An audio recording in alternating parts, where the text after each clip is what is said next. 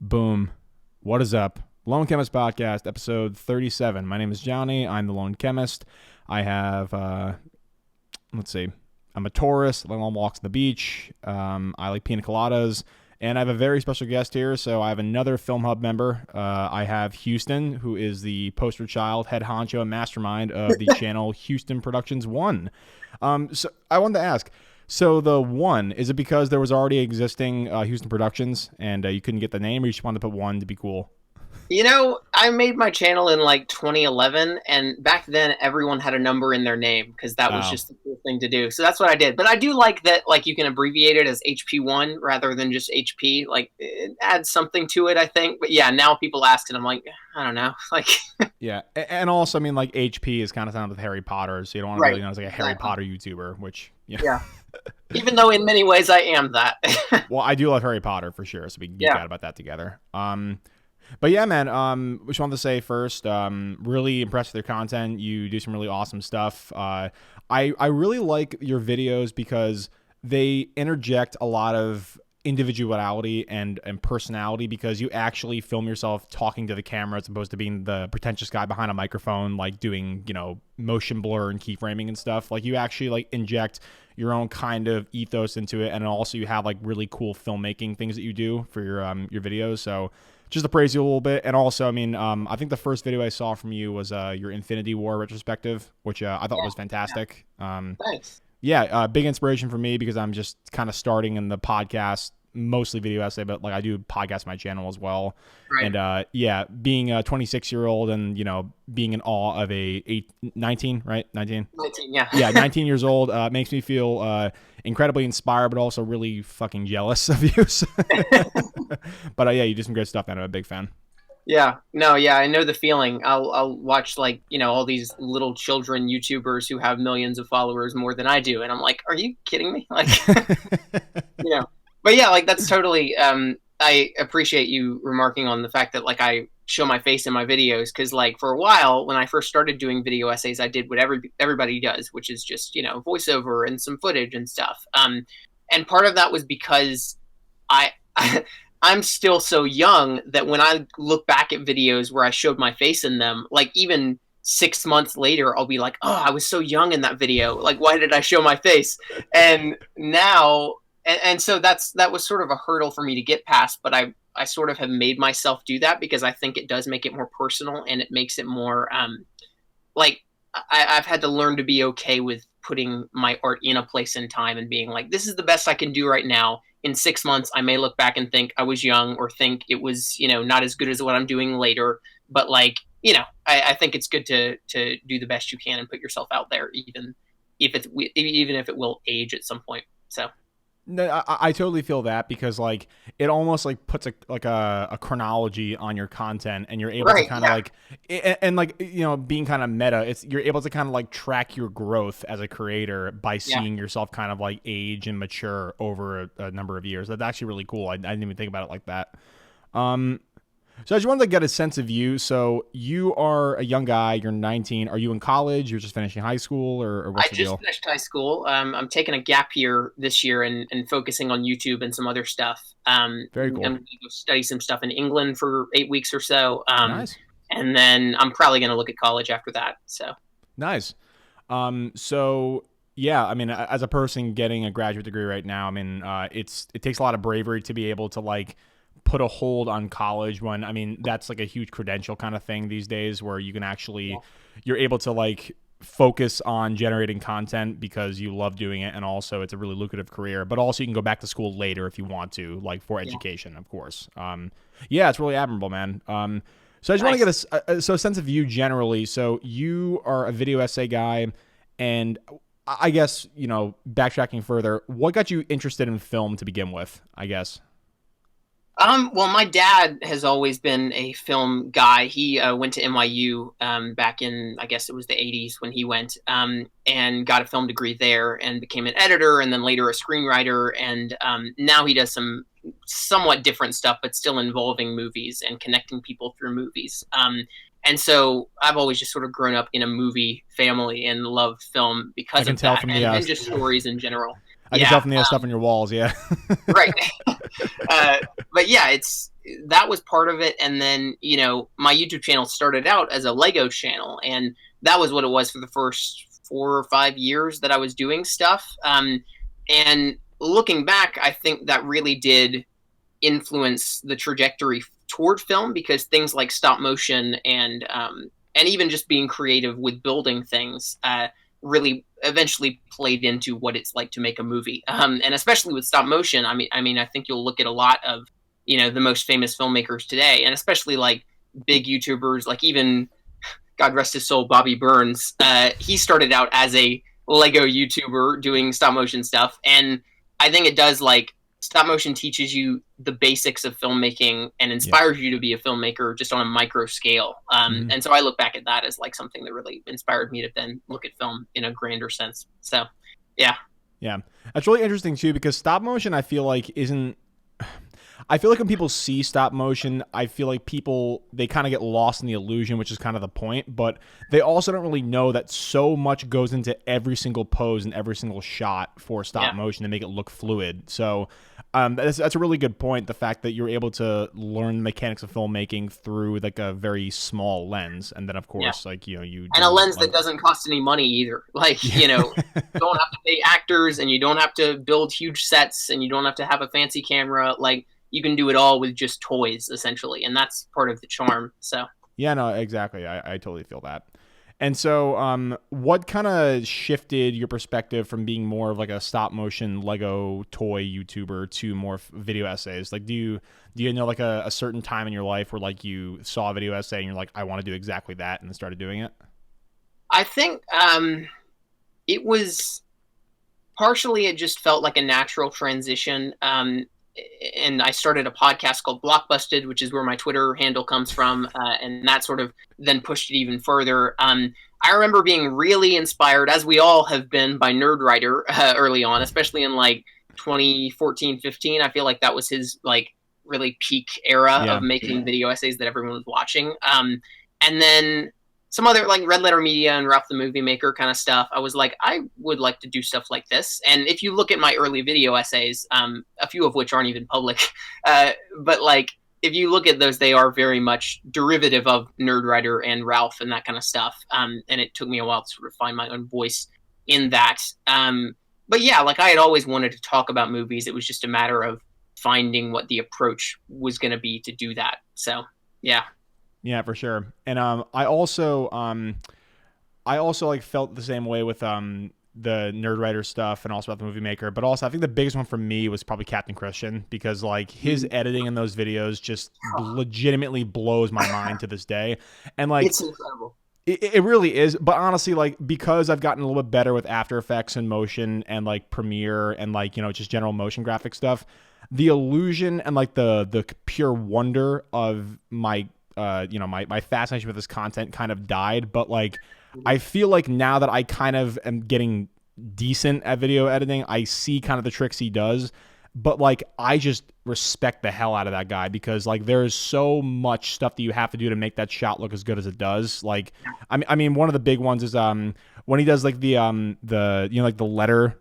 It's like a little rectangle within a rectangle, and like things sprout up like from a little rectangle on screen. Yeah, it's so good. Yeah, and I just kind of learned how to do that like a couple weeks ago, and like it's pretty simple. All you need is like Photoshop, separate the layers, and like put in a shape mask and stuff.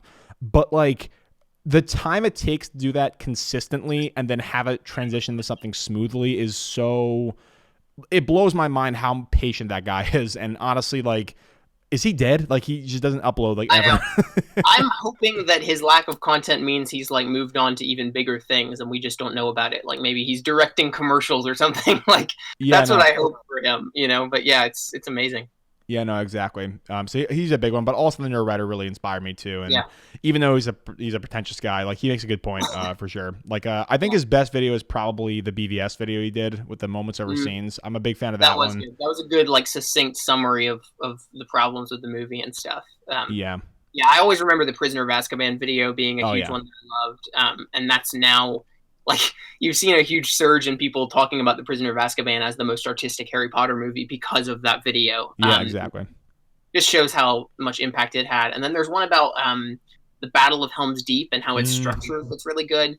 Yeah, his recent content, I think he's still super talented, Yeah. and I enjoy watching whatever he does. But like, he's done a few things that I've been like, okay, that's a stretch. Like, he did the one about cell phones in Oh movies. my God, that was Like, cringe. Yeah. oh, this is a stretch, man. Like, Yeah, yeah, because like his whole thesis in that video was like, okay, obviously, if you depict cell phones like in a way, it like I guess alienates the audience because we see those devices all the time. And like, sure, I guess yeah, that's a decent thesis, but I mean, the point that I would make is it's just not interesting to have that on screen. I don't think it really taps into like some kind of like zeitgeist or like subconscious thing that people like averted to using cell phones in movies. yeah. Because like, I mean, seeing an iPhone in the movie is just kind of boring. I don't think it speaks to like a Well, cultural right. It's aversion it's to it. kind of like, I think lots of the comments on that video were people saying things like, "Well, that's just like why don't we show characters going to the bathroom in a movie? Oh, well, Exactly. it's a mundane thing that doesn't matter for the plot, you know? Yeah, Yeah, exactly. But I agree with you. I mean, even though some of his stuff has been kind of hit or miss recently, he's done some great stuff. And like, I yeah, mean, he is very simple editing, but like it conveys the point so well because like hmm I fall because I'm working on a video right now for the Spectacular Now. I've never seen that movie before with Miles Teller and Shailene yeah, Woodley. yeah. Yeah, one of my favorite love story of all time, which is kind of my thesis of the entire video. But I've kind of like plunged into the problem where I sometimes over edit and like I have like animations kind of going crazy, and I feel Right. like Nerdwriter strikes a great balance between less is more and having flashy editing. Like I think one of his ones he did was the Movie Pass video where like he had hmm like beautiful like graphical representations of the economics in Movie Pass. Yeah. And I thought that was like really succinct editing. It was just flashy enough to be interesting, but it also like I mean part of editing is knowing when not to do something as opposed to when to do something. So Right.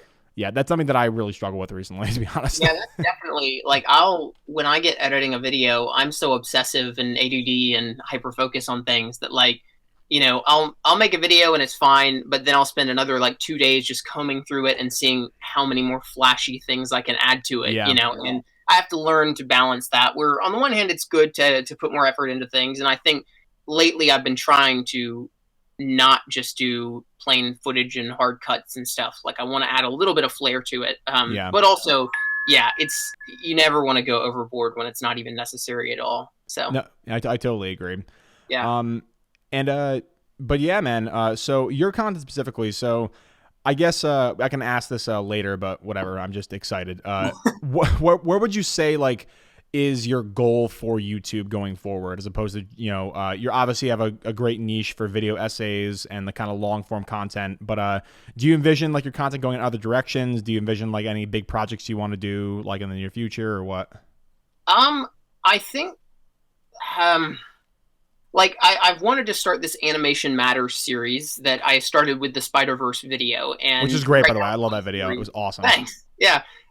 Right now it's not a series; it's just one video. But like, Yeah. I'm hoping to do more in that series, more videos about animation and specific animated movies that I love. I'm really hoping to continue the long form content kind of stuff, because I think that I have found a niche with that. But yeah, I think maybe the biggest thing would probably be just being able to branch out to certain things that, like, I want to stay around storytelling and analyzing media and that kind of stuff, but I do want to be able to branch out to things that are just sort of part of my personality. So like, the my upcoming video is really the first step of that, where I'm going to talk about Breath of the Wild and how that equates, or how that translates into Disney theme park design, and how Mm, the two cross over. And those are two very niche things that most people don't think of together, but they're two things that are super important to me, especially the theme park design part. And so it will be a bit of an experiment to see what the response is, because like, the people who are subscribed to my channel, I don't think are super interested in theme park stuff. But if I'm able to put my own spin on it and market it in a way that is interesting, I'm hoping it's going to pan out pretty well. And I really want to make the video. So yeah, that's part of what I want to do going forward, is be able to keep going with consistent content that matches my brand, but also just make the channel more about like my personality and what I'm interested in, and hopefully be able to interest other people in those things by talking about them. So yeah, for sure. All right, and I wanted to ask this because, like, we're in like a similar group chat on Twitter, and like we like yeah, we tweet back and forth sometimes.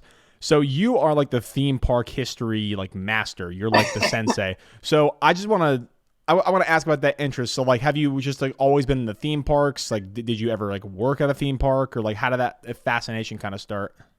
I wish I was more of a theme park expert than I am, actually. What are you talking about? But You know, like everything about that. yeah, I I think I come across as the super theme park expert in the film circles because I'm the only theme park expert. But there are definitely people who are a lot more intelligent than me on that. But yeah, like I went to Disney World first when I was 8 years old, and I've been back. I don't know, like 7 or 8 times since then. I became a pass holder this year, so I've been going back several times this year. I'm going to go see Galaxy's Edge in September. But yeah, that was just I don't know. I think it started. I mean, I've loved Disney World since I was a kid, and even before I went, I remember growing up watching some VHS tapes of Disney World. But then I think my real fandom, like geekiness of it, started maybe around 2015 or so, on the trip that I went on that year, and that was when I really started to get into the history and the theming and theme park design of stuff.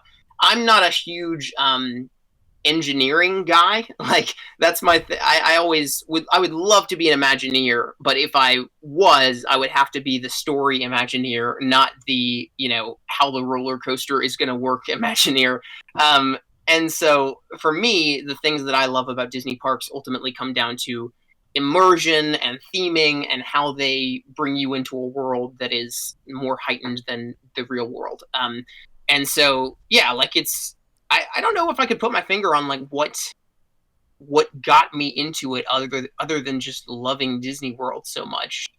But it definitely plays into the whole movies fan thing because I think there's a lot of crossover there. And in a way, like I see theme parks as almost bigger than movies. Like Walt Disney, when he when Walt built Disney World, he did so because he was getting tired of movies dating him so fast. Like he would make a movie and then it would be done and it would be like, oh, well, it's out in the world. I can't change it anymore.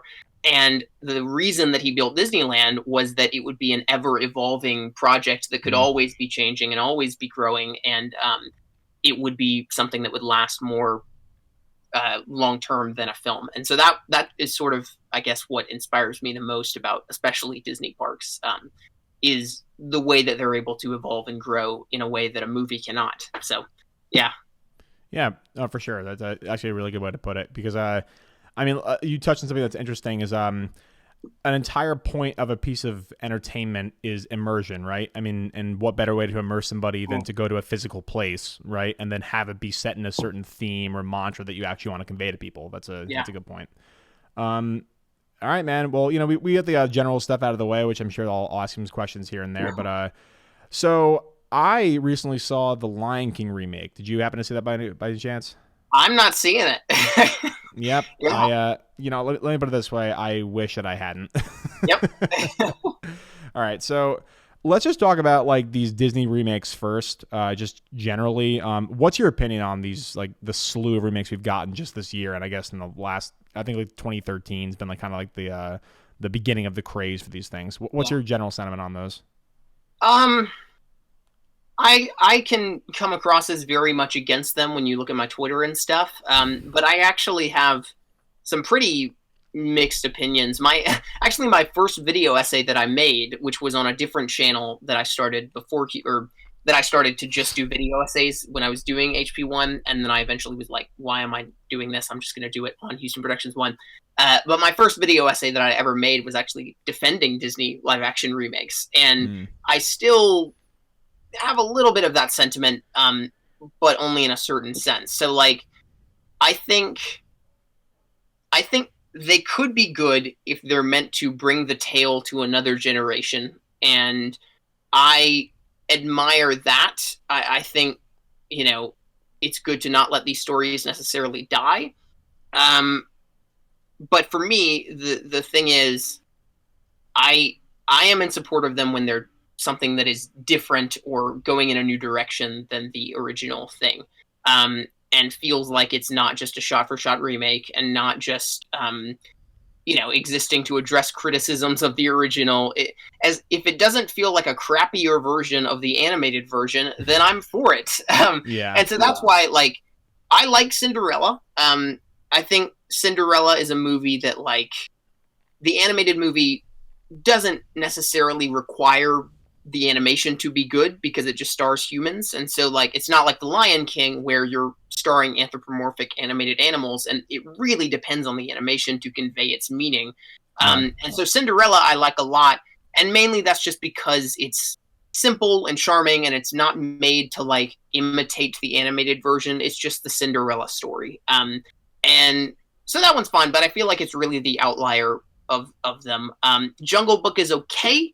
I feel like there's enough there's a certain level of, like, going in a new direction with it, with Mowgli's character and some of the implications that they make about, like, how the humans and animals interact and stuff, that I think are interesting. It's got a little bit of originality and new directions there. And then I'm trying to think of the other. Maleficent is fine. I like the idea of Maleficent, of, like, showing another side of the story. I just don't think it's that great of a movie. Yeah. But then the others, especially Beauty and the Beast, and especially what else is there? Pete's Dragon is good. I'll throw that out there, but that's mainly because, again, it's totally different than what the original film was. It's just, basically the same in title alone. And also, I feel like Pete's Dragon is, like, it uses the live action as a commentary on, like, what would it be like if a dragon existed in real life. So Yeah. it's kind of like taking the cartoon and translating it to live action and being like, this is what it would be like in the real world. And so that's why I think that's cool. And it's just really well directed by David Lowery. But then, like, stuff like The Lion King and stuff like Beauty and the Beast and stuff like, I'm trying to think what else. Yeah. Aladdin, of course. That stuff to me just feels like it's the original but bad. And I don't like that. It's like, these things are never going to be the most iconic versions of the thing they're imitating. The most iconic version will always be the animated version, and everyone will always listen to the animated version songs, and the voices will always be most iconic in the animated version, and the most compelling visuals will always come from the animated version. And so, to me, they're just a waste of time, on the one hand. And also, I don't love that they lead people to, like, the mainstream to further go down the path of realism is better than exaggeration, and we need to take these exaggerated abstract things and make them realistic, and that makes them better. Like, to me, that makes them worse. And Yeah. so, like,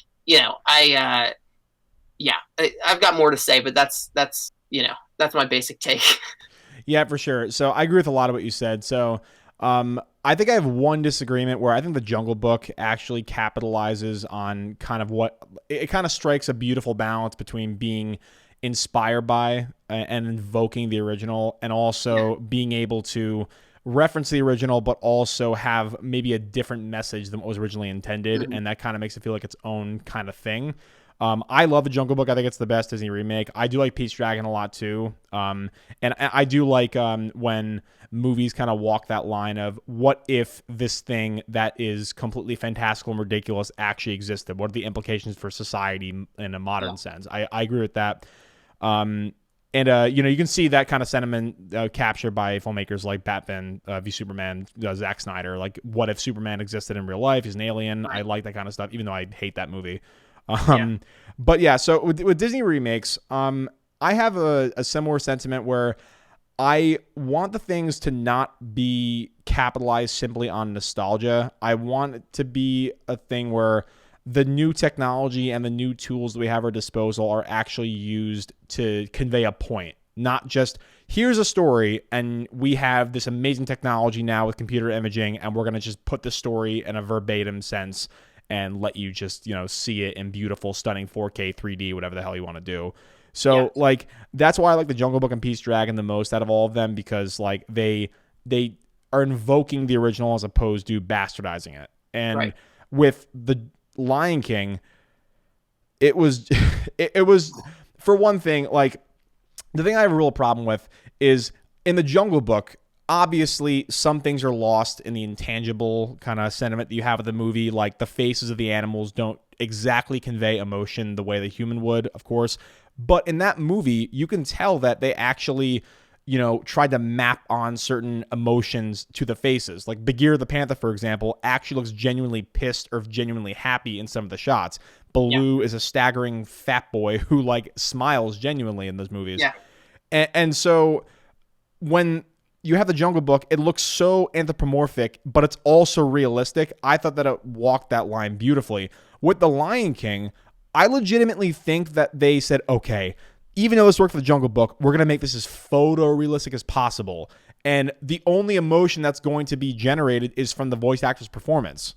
And that's just weird because like there's a thing on Twitter that was going around, like it was a comparison of Mufasa. Spoiler alert: Mufasa dies. Mufasa gets killed in the animated version, and like you see the really sinister look from Scar, and then like the horrified look from both Mufasa and Simba, and it's conveyed, of course, in animation. You exaggerate faces.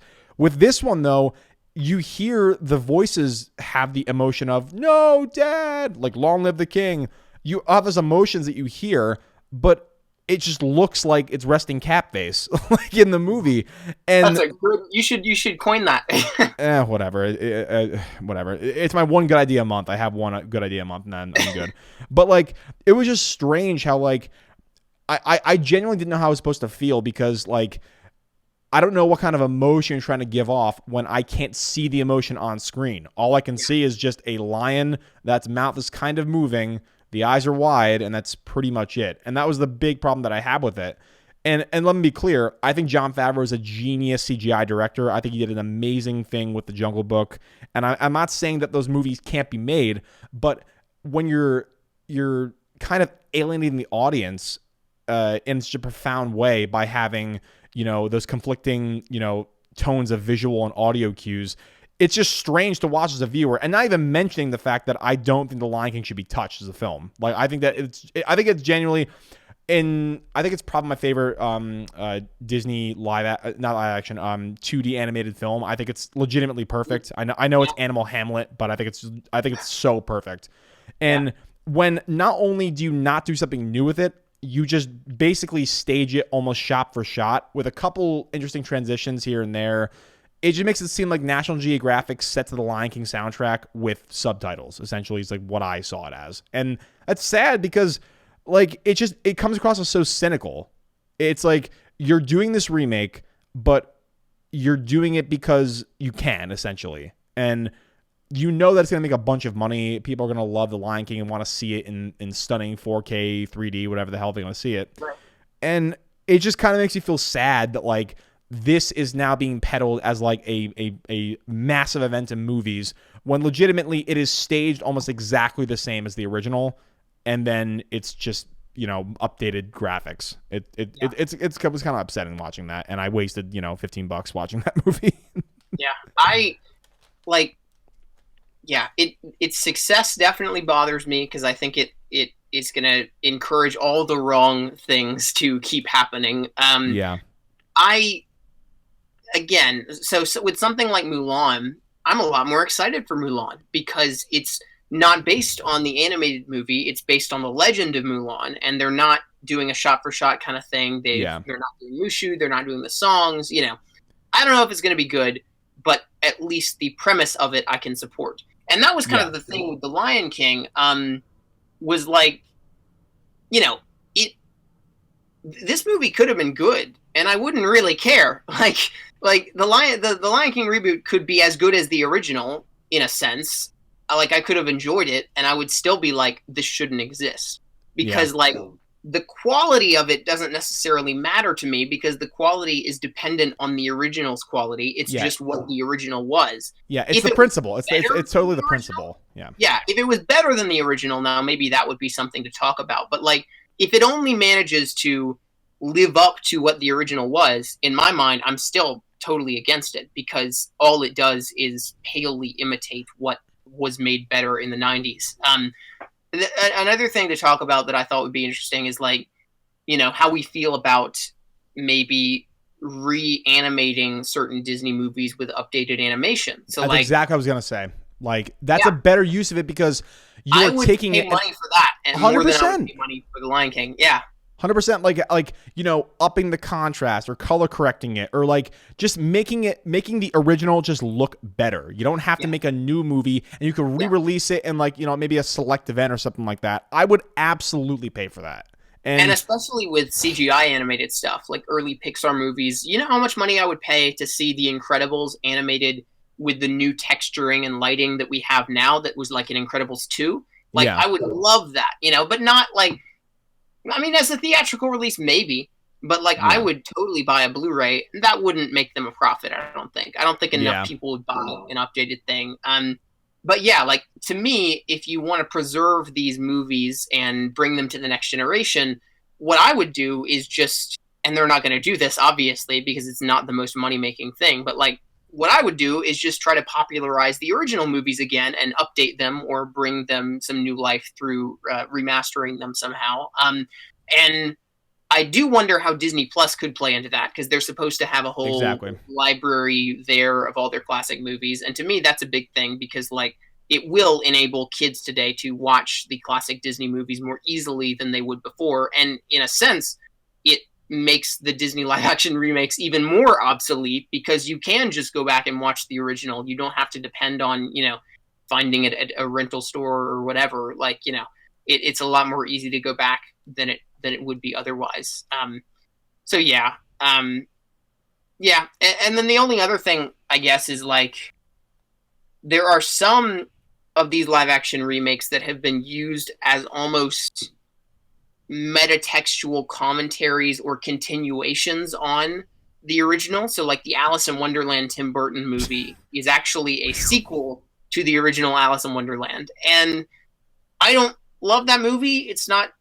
It's a mess, Yeah, but I like that idea a lot more than just remaking something shot for shot, right? Like somehow it manages to both be a reboot of Alice in Wonderland and also a continuation of the original Alice in Wonderland. And I think that's a far better strategy than just what the Lion King does, which is just, um, remaking it shot for shot. So yeah, it's just cynically capitalizing on nostalgia for the original, but doing it in a way where it's just a shadow of what it once was, which is like, yeah, it's upsetting. And you know, I'm not gonna say that it wasn't beautiful to look at. Like, of course, like the CGI and the artistry on display was really, really amazing to see in like IMAX. But I mean, it just sucked the fact that, like, do something, like do a continuation of the story, like for example, Christopher Robin or something like that. Like yeah. it's very Yeah, much see, that would be another thing I would talk yeah, about. Yeah, that's a great yeah, example. I it's didn't love Christopher Robin, not but as that bad. idea I like a lot better than a shot-for-shot remake, Yeah, obviously. for sure. Like, what would happen if Chris Robin grew up? Because, like, that's the thing. We're in all the Winnie the Pooh animated series and stuff, and the movies.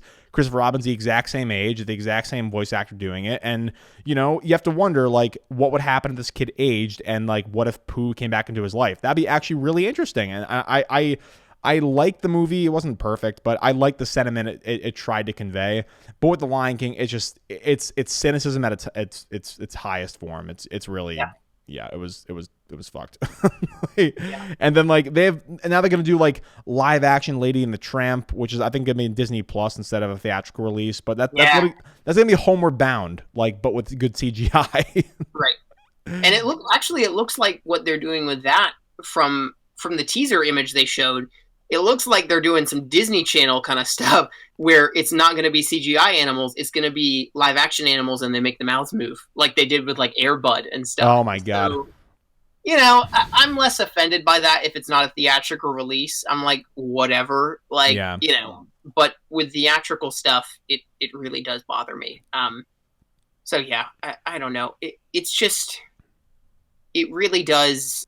I I remember when I saw Endgame in April, the entire theater applauded through the Lion King trailer, and everyone was like, "Yeah, I can't wait." And I was like, "What are we applauding for? Like the same thing?" And people know it's the same thing. Like everybody knows that, but yet it inspires this excitement that I don't understand. And I hate to be that killjoy kind of guy because I am very much annoyed by people who like, oh, I hate when the theater claps in the movie, that kind of thing. Like, I Yeah. enjoy that other people enjoy things. That's great. But to me, unlike when people clap in a movie theater, Like when people give billions of dollars to a movie like this, it is harmful to the actual culture, Yeah. both in the film industry and what will be made after that, and also just in movie going, because it inspires people to think that like this is okay and this is normal and this is somehow better than animation. So yeah, Yeah, it's a weird sentiment because, like I said, on one hand, I'm not opposed to them because I've seen that they can be good and they can be, somewhat original and just like I think invocation is the best word for that. It's invoking your sentiment of the original but doing something different. And with this one, it's legitimately just the same film staged almost yeah, exactly the same. And going using it forward, as yeah, a platform to make something new, I think is yeah, what's important. Like exactly, using it as a jumping off point. I think it's fine to use brand recognition as a way to get people to see your thing. Like, like yeah, one of my favorite movies is 10 Cloverfield Lane. And that's a movie that didn't need to be a Cloverfield movie, but they made it a Cloverfield movie so that people would see it. Like, yeah, and I have no problem with that because no one would have seen it if it was called The Cellar. yeah, Um, and it's the same way with some of these stories. Like, I think it would be much like I'm fine with using a classic Disney movie as a jumping off point to yeah. make something new, whether it be a sequel or it be a commentary on that movie or something else. Like that's fine. Um, but it should be something that challenges people or something that moves them in a new way, not something that just regurgitates the same stuff but worse.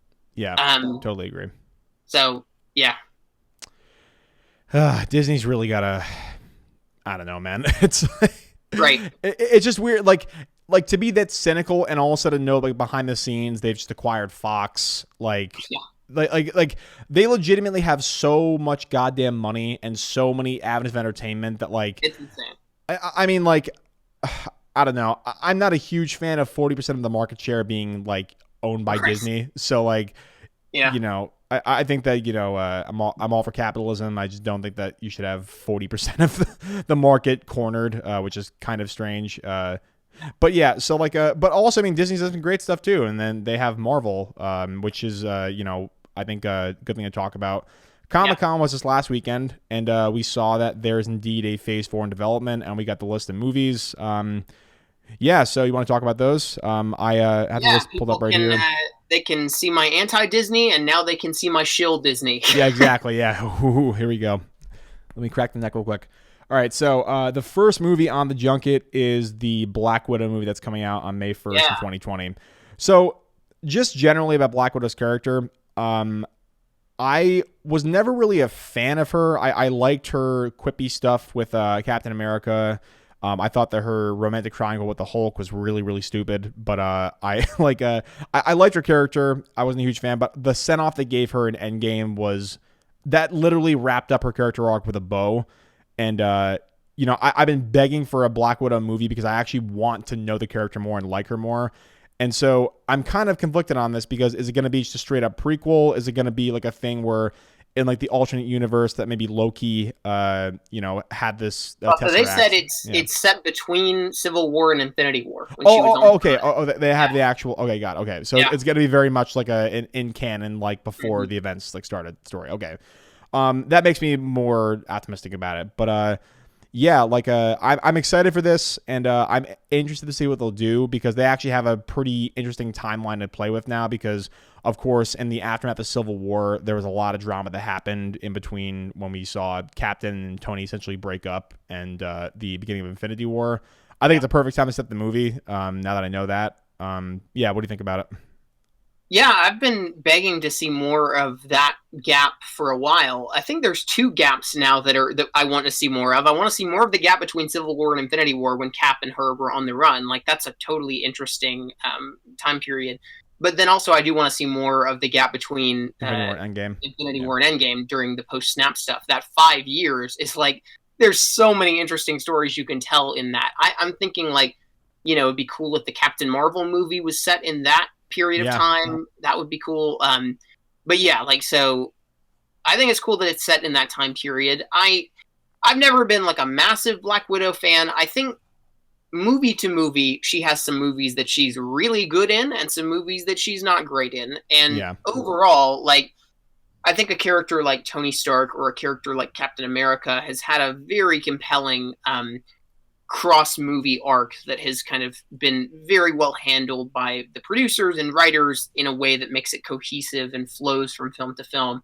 With Black Widow, it's a lot more of they didn't know what to do with her movie to movie, and they kind of gave her different things to do and tested out stuff. And some movies she's great in, like Winter Soldier, I think is great. I think she's good in the Avengers, and then in Endgame, I thought she was terrific. Oh yeah. But then in movies like Infinity War and what else? Age of Ultron, Yeah. like not great. Even though Age of Ultron does give her some interesting things to do, it's just those things weren't very well handled. So yeah, I'm interested to see how they play it. One thing I had thought about the other day was that this is almost a similar situation to Solo, where Solo, they killed off Han Solo, and then they made a Solo movie, no pun intended, about him that was set before he died, and nobody saw it. And so I'm hoping that's not the case with Black Widow, and I don't think it will be. Like, it's going to be a female superhero movie, and so there's going to be that level of we need to go support this kind of thing. And if it's good, I'm thinking it'll get a lot of support. But yeah, it is interesting that she died and now they're making a movie about her. I don't know what the public reaction is going to be to that, and if people who don't know all the context are going to be like, what, so she's alive now or something? Like, it's just, I tend to think a lot about how the mainstream, like your grandma will react to things, right? Like, rather than knowing all the context of like how a nerd would react to stuff. But like, the people involved seem cool. The cast is great. David Harbour and Rachel Weisz, and they're doing Taskmaster as the villain. So like, I can't complain. I think it's going to be cool. And I also like that they're focusing on a small scale thing after the events of Endgame. They did that with Far From Home, and they're doing that with this, where it's going to be a smaller scale kind of adventure, I guess. And then they're going huge with the Eternals, but even that then is still disconnected from Avengers. Yeah, so exactly. Yeah, like I'm for it, and I think it'll probably be good given their track record. But yeah, I just can't wait to see some footage. Yeah, for sure. And then after that, in fall 2020, I guess we can talk about the Disney Plus series just kind of like in one fell swoop. So we have the Falcon Winter Soldier series, we have WandaVision, we have What If, which is the animated one, which I'm actually kind of interested to see, and then we have Hawkeye and Loki as well. So here's my opinion on these shows that are coming out. I get it. They have a new streaming service. They want to capitalize on that, and they want to tell exclusive stories that are only on Disney Plus. But my problem is, Marvel has been kind of almost like the brand leader for telling stories that have a pretty much flawless continuity. There are a couple hiccups here and there, of course, but their continuity has been so streamlined and it has been so consistent across films. And I just feel like it's going to be a classic thing of too many cooks in the kitchen with the TV shows, because I mean, if you think about it, so like you have Falcon the Winter Soldier, so those things were in. They were canon in the movies, and now they're going to have their own TV series. So are the movies now going to be completely centered around the premises that are laid out in that show? Are they going to deviate slightly? And I just feel like there's just too much canon to cover and have it actually make sense within a future movie or something like that, but also have it make sense in the character arcs they've already set up in all the other movies. And also, I mean, we get this weird thing where like Loki died in the proper canon, but also now he has the Space Stone and one of the manifestations of the time travel that happened in Endgame. WandaVision, either it's going to be like a dichotomous timeline where Vision never died, or it's going to be in between. It's set after Endgame. Yeah, that's weird as hell. I don't know. Some people are speculating that that's going to be set in like a alternate reality, like Wanda gets trapped in like a crazy. They've said it's like she's trapped in a 1950s sitcom or something like that. Like that's, So I'm interested. I don't know. But my larger point before I get off this, my larger point is I just think it's going to be too much canon to really have a good quality control over the movies, because I mean Kevin Feige, regardless of any other kind of like cynical capitalistic whatever framework that he has, he really does love and cherish Marvel characters and Marvel stories, and like that can be commended because he's a fanboy.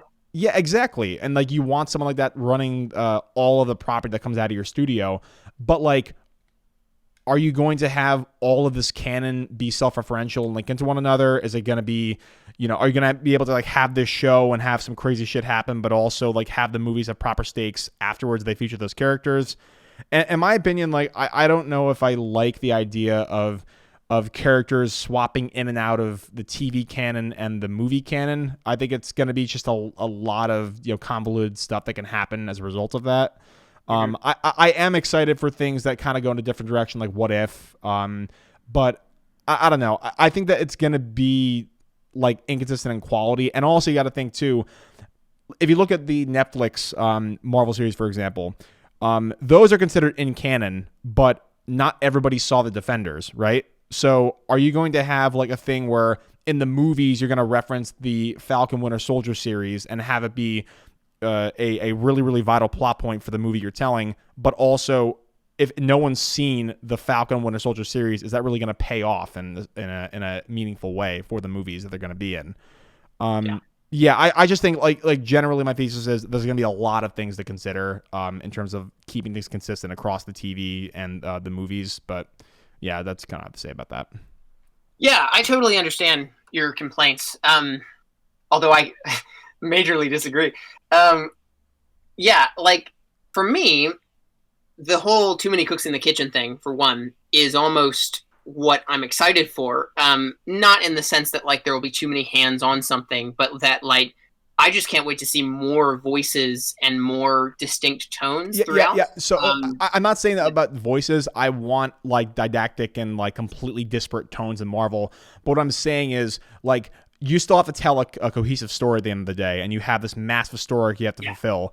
And so if you have all these different competing things, like, for example, like I said, not everybody saw the Defenders. So let's say the Avengers movie that was going to come out after that, if it centered the Defenders and the Avengers, something like that, what if that canon really isn't explored or like what if people didn't really see the Defenders and then have those character arcs be a major plot point in the movie? That's what I'm talking about. Like, I don't mean like voice. I want all the different tones you can possibly get in Marvel because I want like all the different genres. But I don't know, like in terms of canon, I don't think it's really gonna be easy to link all those stories together. But I've been wrong before, and I love Marvel, so I'm interested to see what they do. I do worry what you said, that maybe the TV shows won't have as much impact as they could because they won't want to do big things in the TV shows because you want to save those things for the movies. And it's like, well, if we do this in the TV show and people don't watch it, then how can we reference it in the movie? That kind of thing. But for me, the thing that I'm excited for is the MCU movies have for a while attempted to be, since the beginning really, attempted to be like comic books in cinematic form.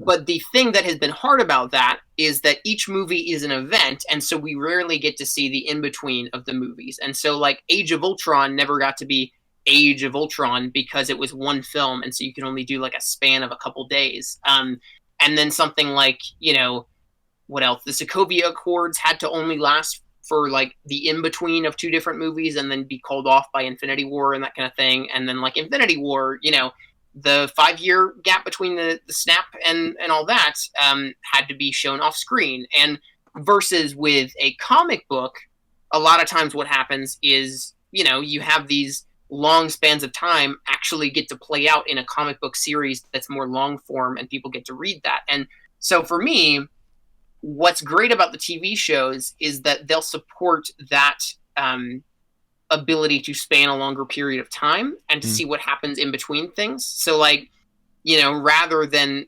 going hard cut, from the ending of Civil War to Cap and Natasha on the run in Infinity War, we get to see what it was like for them on the run, that kind of thing. And so in cinematic form, the thing I'm thinking they'll probably do, because Marvel has long been good at catching viewers up and not assuming that they've seen everything. Like, it is getting to a breaking point now, I think, where it is kind of insane how much you have to watch to understand the MCU. But still, like, especially with Endgame, there were people who saw it who had seen barely anything and still were able to get the basic premise of things. And so what I would guess that they'll do is like, maybe the Falcon and Winter Soldier series features Falcon learning to be Captain America and stepping into his own as Captain America. And then in the movies, we cut straight from Endgame to the next movie, Falcon as Captain America. But the series is able to show the in between there and the longer span of time of what it was like for him becoming Captain America. Mhm. And like you said, I think there's definitely still that risk that this is all like unnecessary kind of stuff that like doesn't the big things don't happen in the TV shows because they're being saved for the movies. But that's almost what I'm excited for about it because it like they should be able to flesh out more of the periods of times that we don't get to see in a film because they're not big enough for that. And Yeah. so, in a sense, I am hoping what's going to happen is that the TV shows get to be more character driven and more slow with more dialogue and, just character growth and exploration. Because they're more long form and because you don't have to do as huge of stuff in a TV show. So yeah, that's my basic opinion. I'm hyped. Some of them I'm more hyped for than others. I'm really excited for What If, and that's sort of its own thing. And I'm really excited, honestly, for the Falcon and Winter Soldier stuff because I think it's a cool, like it's going to be set in that political thriller, like Winter Soldier, Civil War kind of universe in the MCU. And then even WandaVision, I'm looking forward to seeing what they do. It's, it could go wrong in a lot of ways, but I think Elizabeth Olsen is a really talented actress. I like Scarlet Witch. And just involving the magic stuff, like you could go so many ways with that I'm just curious to see what they do with it. Loki is easily the one I'm the least excited for, but I don't know. So yeah, I would agree with that sentiment for sure. I think I'm most excited for Hawkeye because, there's been a lot of amazing comic runs from Hawkeye. And I think Jeremy Renner is an amazing actor who deserves to be a lead in things. So yeah, I'm totally hyped for that. Yeah. And so I don't want to take too much of your time, so we'll go through the rest of them Phase 4 kind of quickly. So Eternals and Shang-Chi, I know absolutely nothing about those characters. I was a huge comic fan back in the day. I didn't read any of that stuff, so I don't know anything either. Yeah. All right, cool. Move on. Doctor Strange 2. This is the one I'm the most excited for. Actually, there's two that I'm most excited for in Phase 4. But Doctor Strange, first of all, I love the kind of weirdness of these titles, like Doctor Strange in the Multiverse of Madness instead of They're so campy. I love it. Yeah.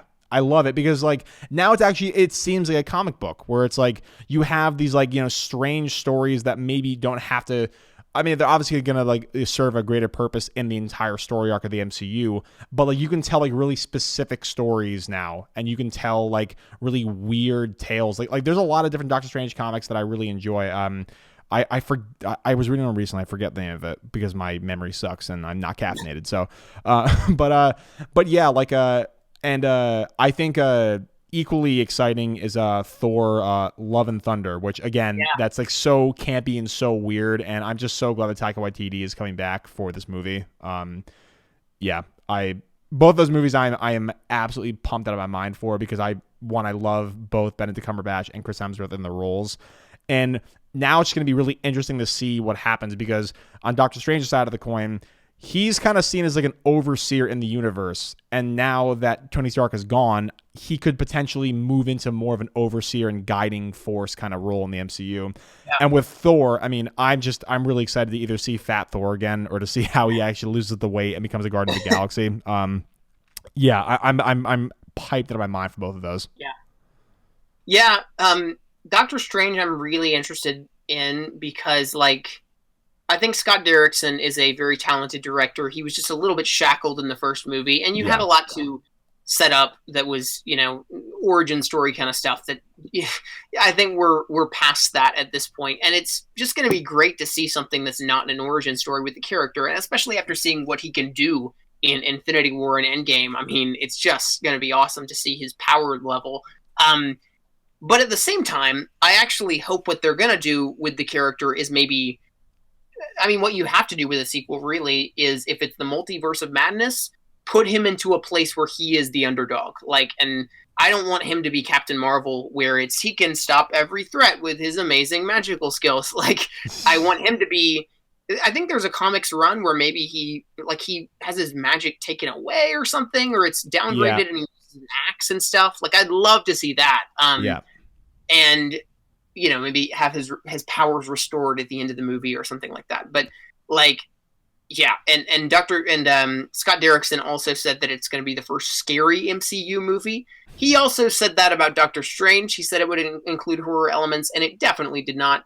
But I still am optimistic that it will be totally different than some of the other MCU films. Also, having Scarlet Witch in it is going to be super cool, and I think that could be totally an awesome dynamic between the two of them. Um, I I'm just interested to see how Marvel uses the multiverse. What I'm hoping really is I don't want Marvel to go for the whole alternate timeline multiverse. Like it's the Yeah. same as our universe, but one thing is different, that kind of thing. Like I want to see just crazy, wacky alien planet multiverse kind of stuff. Yeah. Like I mean, kind of like what we saw in Doctor Strange in the whole open your eye scene where he falls through all those crazy dimensions and stuff. Like I want more of that than I want like it's our universe, but this person died, and so the timeline went Yeah. differently and that kind of thing. Yeah, so I'm hyped. I would like to see Benedict Cumberbatch kind of step into his own. I think he gained a lot more confidence in the role in Infinity War and Endgame. Yeah. And it'll be fun to see like in the first Iron Man film, Tony is arrogant and egotistical. Then he becomes Iron Man. So he starts out as an arrogant and egotistical billionaire, and then in the second movie, he's an arrogant and egotistical superhero, and he has to learn to continue to not be arrogant and egotistical. And with Doctor Strange, like he was arrogant as a doctor, and now it's almost like he's the aloof sorcerer supreme who knows all. And like I want to see him, you know, again gain some more humility and like I guess, like I said before, like maybe have his powers decreased and be the underdog of the film. Because I think Marvel definitely works best when their characters are underdogs. Yeah, So for sure. yeah, I'm pumped. I'm hyped for the tone. I'm hyped for the just more cosmic stuff in general. And I love that they know the public has their trust, so they're going crazy with the titles. Like that's gonna be great. So no, for sure. Yeah. Yeah, for sure. That would, yeah. I think I'm honestly even more excited for that one than I am for Thor. Even though I'm so excited to see Taika Waititi come back and like just thinking about Thor as a character. He just had like such an interesting arc like throughout the entire MCU. Like in the first movie, he was fine. Second movie, one of my least favorite characters.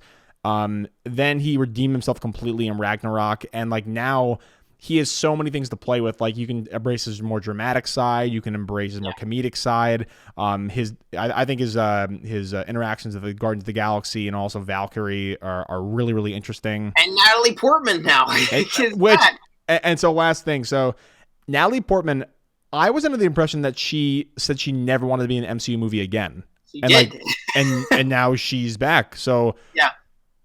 What the hell? Yeah. I am really, really happy about this because I'm one of the few people who defends the first two Thor movies. They're not great. They're not the best in the MCU. And Jane Foster has never been the most interesting character. But I have always been, when Ragnarok came out and they threw away her character in one line, I was like, we spent 2 movies with her. Like, I didn't forget. Like the movie assumed that we forgot about her, and I was like, no, I didn't forget. You guys are throwing her out with one line. This is lazy. Like rather than, and Ragnarok was bold and good in a sense because they were like, all right, these things aren't working. We're gonna go in somewhere different, and they did, and now it works a lot better. But on the other hand, with certain things, especially like with Jane, what I said about Ragnarok at the time was, I wished that they would not just abandon it completely, but that they would try a new spin that would actually continue to make it better. And it looks like that's what they're doing. Like, so that I'm super excited that she has not been thrown out the door. You know, they brought her back a little bit in Endgame by just referencing her a bit. And now in retrospect, I guess that was to remind people that she exists so they can show her again in Thor 4. But yeah, like I think Natalie Portman is extremely talented and just never got to really use her talent in the first 2 movies. And so I cannot wait to see her as a lead, and I hope that continues into later movies all the way. That's going to be awesome. I think it would be great to see her and Valkyrie be a thing. And even, you know, like even if the movie, I'm curious to see when the movie is over and the credits roll, who was the Thor in the title? Like, is the movie about Chris Hemsworth Thor, or is it going to be about Natalie Portman from the beginning? Like, that would be super cool if ultimately the protagonist just becomes her. Yeah. But I assume it's going to be a bit of a dual thing. Like they'll bring her back into the fold, and Thor will interact with her, and then eventually she'll take the helm by the end of the film. But yeah, like it's got a ton of potential. And again, like I've referenced Ragnarok, I'm not the biggest fan of Ragnarok. I respect what it did for the character. But my biggest problem with it was that I felt like it was a generic MCU movie with some Taika Waititi tones slapped onto it because he didn't write the script and they brought him on as director. And so to me, stuff like the Doctor Strange scene and the scene with Odin and all that stuff, like it feels like that was a movie that they had going. And then Taika came along and was like, yeah, we're doing something different. And they sort of reorganized and they cut several scenes and they brought back certain scenes and reshot things. And so to me, it feels really muddled because of that.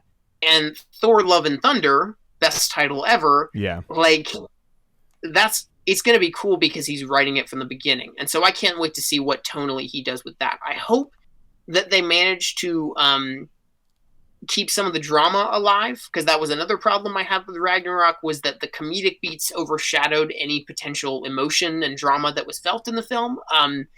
And so I hope that it strikes a good balance between, you know, something that moves you and also something that makes you laugh. But yeah, like I'm really optimistic about this. I love the cast. I love what they're doing to bring back Jane and Valkyrie. And obviously Chris Hemsworth is, you know, an amazing actor with great comedic timing. So like, I'm hyped. It's going to be great. Yeah, me too. I'm super excited. Yeah. Yeah, man. Well, hey, I don't want to take too much of your time, but you know, we got along pretty well. I'd love to have you back on again sometime soon. Oh, 100%. Yeah. Yeah, for sure. All right. So, I mean, people probably already know in the chat where you are, but tell people where they can find you on Twitter, YouTube, Patreon, all that kind of stuff. Yeah, I'm at BlockbustedPod on Twitter. You probably know this already if you're watching this stream. And then Houstonproductions1 on YouTube. So that's pretty much it. I mean, Patreon, I'm also Houstonproductions1, and then that's all. But yeah, I've got several videos in the works right now. Again, I mentioned it earlier. I'm doing a Zelda and Disney Parks video. That sounds very specific, and it is, and I hope you'll enjoy it when you check it out. And then that should be it. People are saying we forgot to talk about Blade, but I know very little about Blade, so like, yeah, I'm excited, you know. I know very little, but I know that Mahershala Ali is perfect casting. So I'm just curious to see what they do. That's pretty much all I have to say about it. But yeah, right, thanks for having me on. Of course, man. Anytime. Anyway, this has been Houston. This is episode 20 or 37, the Lone Chemist podcast. And all my viewers, I promise I have a new video essay coming out soon. So stay tuned for that. Peace.